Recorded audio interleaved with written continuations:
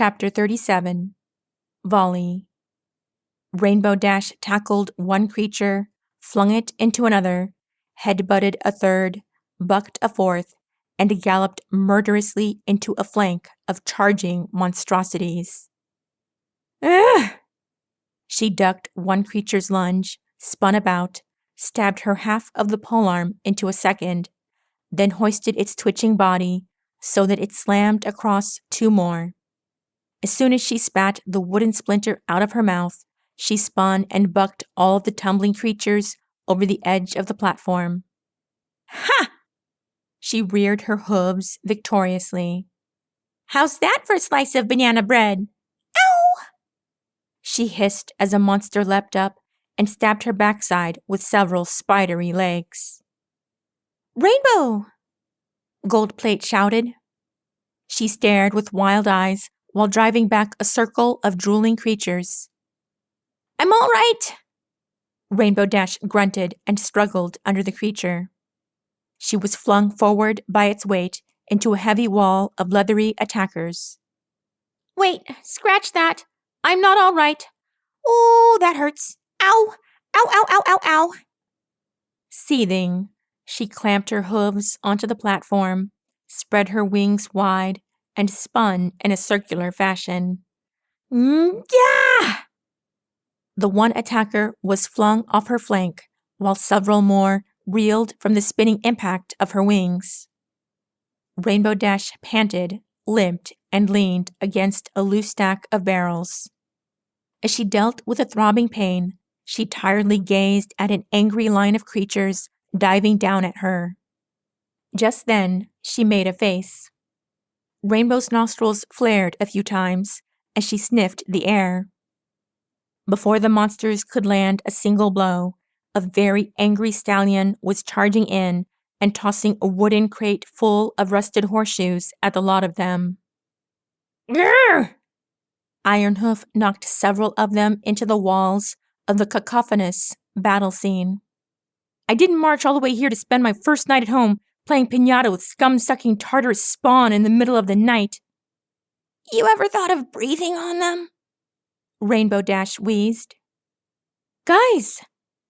Gold Petals rushed up, leaning on her polearm and pointing up at another incoming swarm with her hoof. There's more of them coming! Ironhoof glared at her. What's with your voice, kid? Did one of them bite you where the sun doesn't shine? Growling, Gold Petals didn't bother changing the pitch in her retort. What do those things look like? Your wife? Ha ha ha! Rainbow Dash guffawed. Ironhoof slapped her backside. Don't encourage him, equestrian. Ow! Rainbow Dash winced and hissed towards the mists. I am so killing you right after I kill them. Get in line behind my wife. I mean it, guys. What are we going to do? Get in line behind his wife. No, about the creatures. You ask any more redundant questions, then I'd say we toss you at them. Some help you are, equestrian. Fine, fine. Rainbow Dash stepped ahead of the two, wincing. Okay, here's the plan. Ironhoof, you start a fire. Plate, you get another polearm to make a torch. A torch? Ironhoof gasped. You featherbrain, we're in a city made of wood. Gold Petals added. Oh, right. Rainbow Dash's ruby eyes blinked at the incoming swarm. Guess we're dead then. Shrieking, the final band of attacking monsters dove low, their legs and fangs slicing through the air. Gold Petals and Ironhoof ducked, covering their heads in fright. Frowning, Rainbow Dash shadowed them. She summoned all her strength and stretched her legs up ominously to face the aerial charge. Let's see what you got, you gutless flying bagpipes! No sooner had she shouted this, but a huge wave of arrows and barbs flew from the center of town and impaled half of the creatures in mid-air. The remaining monsters squawked in surprise and banked off to the side. Rainbow Dash, Gold Petals, and Ironhoof flashed a look to their right. A solid line of Winthrop miners had arrived at the scene with crossbows and barb launchers in mid-discharge. Standing beside them was Hushtail's son, Sladesteed, and he was shouting at the top of his lungs. "Send them back into the mists!" The Earth Ponies shouted a battle cry and let loose another volley.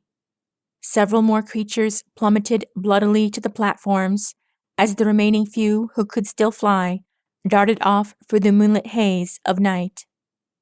Finally, the chaos and noise of the evening dwindled, only to be followed by a loud roar of cheering Earth Ponies. The citizens of Winthrop celebrated their brief victory before eventually gathering around Sladesteed to assist in tending to the wounded. "This is getting out of hoof," Sladesteed muttered to his fellow workers.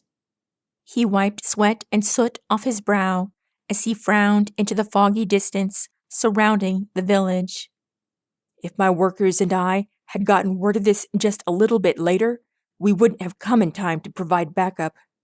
I don't know how much more of these attacks our village can stand. Father has to be convinced to change things."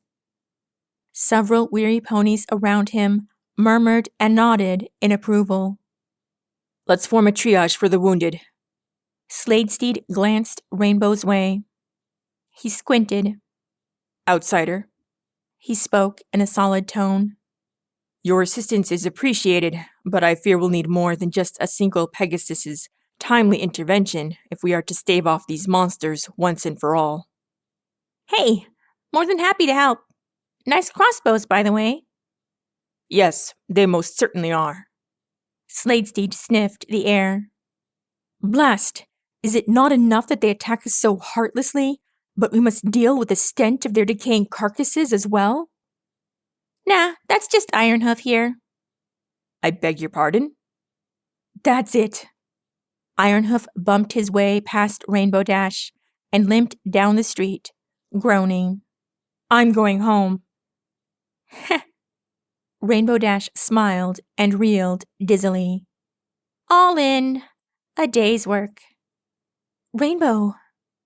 Gold Petals walked up to her and murmured hushedly, "I think you need to sit down." "Why? Sitting down is for pansies." "I mean it. I think you've got a lot of blood loss." "The heck are you talking about?" Rainbow Dash blinked. Something warm and wet dribbled down her face. Her eyes shot up in time to catch a thin curtain of crimson trickling down her coat from multiple bite and stab wounds. "Oh hey, check that out." She then collapsed in a dry heap, unconscious. Gold Petals could only gasp.